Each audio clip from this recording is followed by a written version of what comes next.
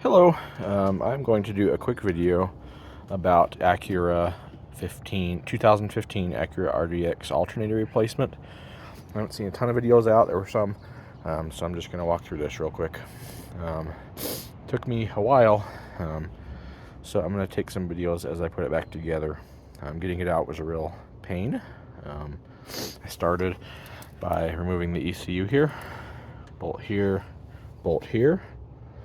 There's also a plastic cover that slides off. I didn't bother sliding that off, but yeah. And then I jacked up the motor by putting a wood block under the oil pan and supporting this motor mount here, or supporting the motor, so I could remove this motor mount. That helped me get the belt off and get the tensioner pinned back with an Allen wrench. So let's see if I can get a light down there. Tensioner wise, first I removed the belt, and as you can see there's an Allen wrench in there, in the hole in the block, or the back side of the tensioner anyways, and that pins that in the retracted position. With that in that position, it allowed me to remove the pulley and the belt. So I did have to remove the pulley to get it off. That's reverse threads, so once it's pinned back, you then go reverse ways, so clockwise with a bolt, and it will remove it. I removed this bracket here.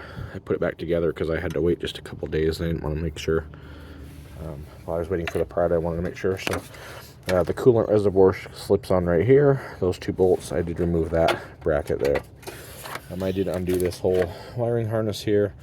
There's one wire that goes under the alternator and attaches to the AC compressor. You see that small wire up top, so it goes around and goes in the back.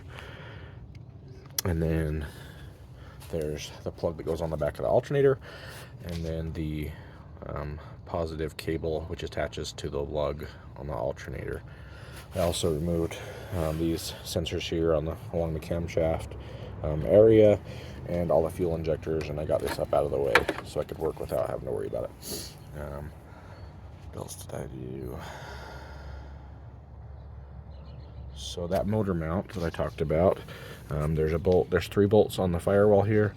You'll see one there, that hole, oh, I don't know if you can see it, but there's a big hole there, and a big hole there. Those are the 3 bolts that secured on there, and those are 17 millimeter.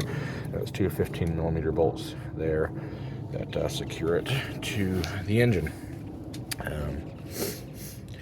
Even with all that removed, it's still kind of this bracket here,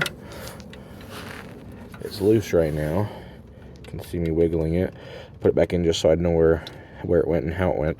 And that secures the top bolt for the alternator, but I did remove it so I could wiggle it out, give me a little more room. And then I had to remove the timing cover, as you can see. So that was just a handful of 10 millimeter bolts. That gave me just enough clearance that I could wiggle the alternator out from this hole right here, basically. So took some finagling. I am now going to have to get the new one in, and I will try and take some video as I go. Okay, so I did actually wiggle the alternator, and it actually went in pretty slick. I just kind of put it in diagonally and wiggled and turned a little bit. I got it in relative position. I still need to get it lined up with the lugs and the bolt holes, but no big problems. And also, this is a Nip and Denso remanufactured alternator. I did not want to do this again, so I didn't want to go with an AutoZone or something like that. Okay, alternator is in position. At least the bottom bolt is in. You can see that there. I'm not going to tighten it up all the way, but the threads are started. Now I'm going to get that top bracket, which goes right here. There's one bolt that holds it in. Right under there, that bolt is that you can see easily. Is for the timing cover. It's right under that, and then it goes there, and then the top bolt goes through the alternator here and into that bracket. So I will now do that. All right, I was worried that it would be difficult because this bracket rotates on this one bolt to get that installed. If I removed it, I was worried that it would be hard to get back together to get the bolt under here that secures the alternator to the bracket aligned and get it all back together right, but it went together really easy, so don't worry about taking that off. It's easy as pie. So I've got the bracket secured with this bolt, top the alternator secured with a bolt through that into the bracket, which has a nut on the back side. So there's that. Okay, so now that the alternator is in and the mounting bolts are there, they're not tight, they're all still loose. I'm gonna wait to tighten those down. But the next thing I want to do is I want to get that timing cover back on, just so I don't risk nicking it or bumping it or doing something, just because I'm a little nervous there. So here's the timing cover. There's 1, 2, 3, 4, 5, 6 bolts. I'm not sure what's going on there yet. I need to look at that. Actually, I think that might just be an electrical. Anyways, we'll get that back on. So that's my next step. And those are just 10mm bolts, using a 1/4" drive deep socket to reach in that little hole in that one and then get around. So that's my next thing. I'm going to make a quick note of this. I don't know if it's part of this, and I don't know if it's normal or not yet, so I'll try and update at the end of this video once I find out. But before I went to put that timing belt cover back on, I noticed how like incredibly sloppily loose this is. This timing belt on this side. The downside is relatively tight, but that feels like it would be noisy and not, I don't know, not right. Maybe I'm wrong, but if you find that on yours, I'll try and let you know if that's an issue or not. So there you are. We just paid to have this timing belt swapped by an independent shop, probably like a few thousand miles ago. So we're at like 107,000 miles on the vehicle, and we had that done and the valve adjustment all done around 100,000 miles, a little over 100,000 miles. So just wanted to point that out. Okay, timing belt covers back on. I did not tighten those super tight, just snug them down. So next step is I tightened up this bracket that I mentioned. Those two 10mm bolts right there that the coolant reservoir sits on. And now I'm going to go ahead and I'm going to go forward with, you know what I'm going to do next is the electrical connections, the clips and whatnot. And then after that, I'm going to tighten down the mounting bolts. I think that's the order I'm going to go in. Okay, so we're there. So down there, probably can't see it, sorry. Let's see here, where are we? Yeah, well, there we go. I've got that blue clip down there. That is in the AC, or just below the AC. And then I put on the lug there. That is a 12mm, by the way. And I think it's worth pointing out that the Denso remanufactured alternator that I ordered did not come with the nut. So make sure that you keep that old nut. All the auto parts stores, alternators I've bought have come with one. So I think that's worth mentioning. Don't lose that, misplace it, because you might need it. I also tightened up those two bolts there on the front for that top bracket and that bottom 14mm. So two top are 12mm, the bottom is a 14. I'm just going to get that plug in the back of the alternator next. That one last plug, I also plugged in all my fuel, or my coil unplugs, and these two sensors here that I had unplugged, and put this wiring loom back on with that clip and that clip. So that's where I'm at right now. After I get that alternator plugged back in, I think the next logical thing would be for me to get that idler or tensioner pulley back on. And that was a 14mm, and it's reverse threads. Okay, that one actually fought me quite a bit. This bolt right here was kind of a pain. That just is a bolt that secures this wiring loom to the bracket of the top of the alternator. It just was a pain to get in because I couldn't reach it very well with anything. I've got the tensioner pulley back on there.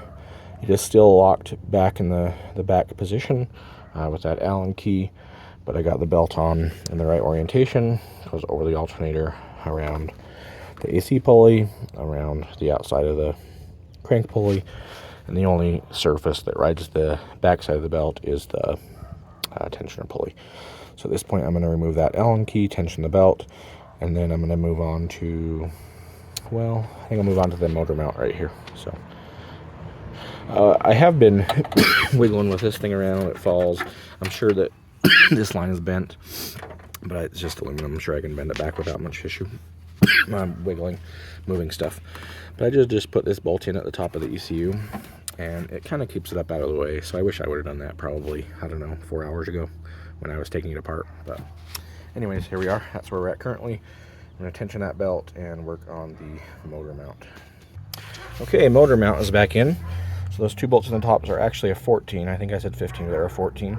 And the 3 bolts right there, and right there are 17s. When I loosened those, they were in there so tight that I had to use like a 3-foot breaker bar to loosen them. My electric impact wouldn't even break them loose. So I might put those suckers in there pretty tight. I didn't use a torque spec, but they're pretty dang tight. So next, well, let's get this wire. There's a ground wire that attaches to the motor mount right here.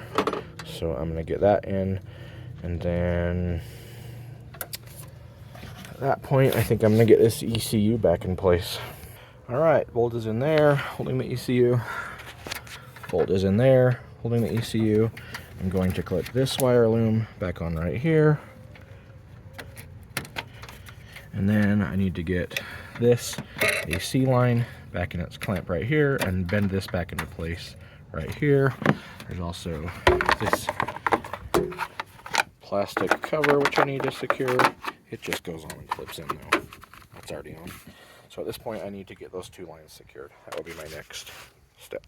Okay, we are getting close, honestly. Now the coolant reservoir needs to go back in. It honestly just drops in. There's no bolts or anything. It just goes down that bracket right here on this side.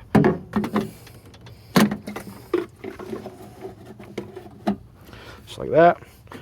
And then this guy screws on. Now I have to put on the trim piece that goes right here. That just snaps back down. The trim piece that goes over the top of the motor. And then I have the extra added part of connecting the intake right here. I dropped a 1/4-inch ratchet down and it went inside the fan.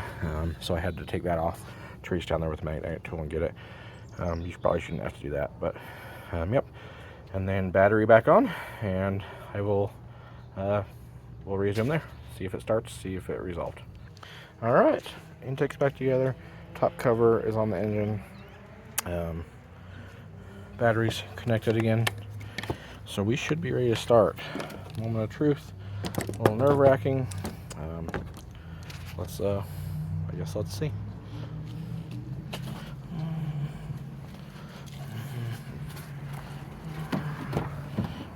Back here.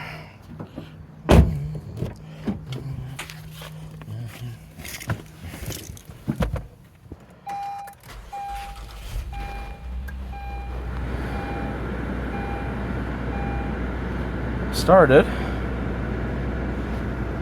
Let's see if there's any error messages on here. And this finally pops up.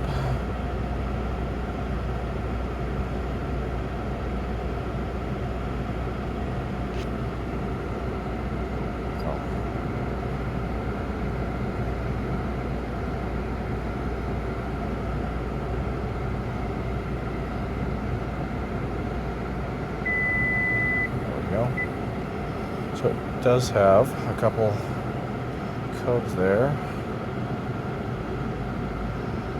Let's go to the invitation. I don't know how these clear, if they clear. The charging system is April 6th. April 6th. vehicle's battery. So those 2 were unread. So right now there shouldn't be any unread. Let's grab, I'm going to turn the radio on. Air conditioning on. Take it all the way down low. Hazards on. Seat heaters on. Put on all the electrical that I can.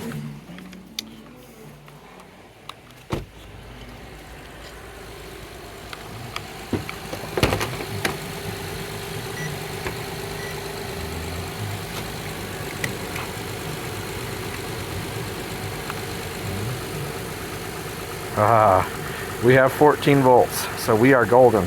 We are charging. It was only putting out, well, it wasn't charging at all. I would have to charge the battery before we started it and drove it, and then it would work its way down below 10. So it wasn't charging at all. It would never get above 12. So I think we're golden. I think it's repaired. So that is how I changed the alternator on a 2015 RDX. I used a OEM Denso alternator. I had to remove a whole bunch of stuff to get it out. That was the hardest part. Alternatively, some people say you can remove the fans and slide out that way over the battery, but that looked harder to me, honestly. So here we are. That's my video. Thank you.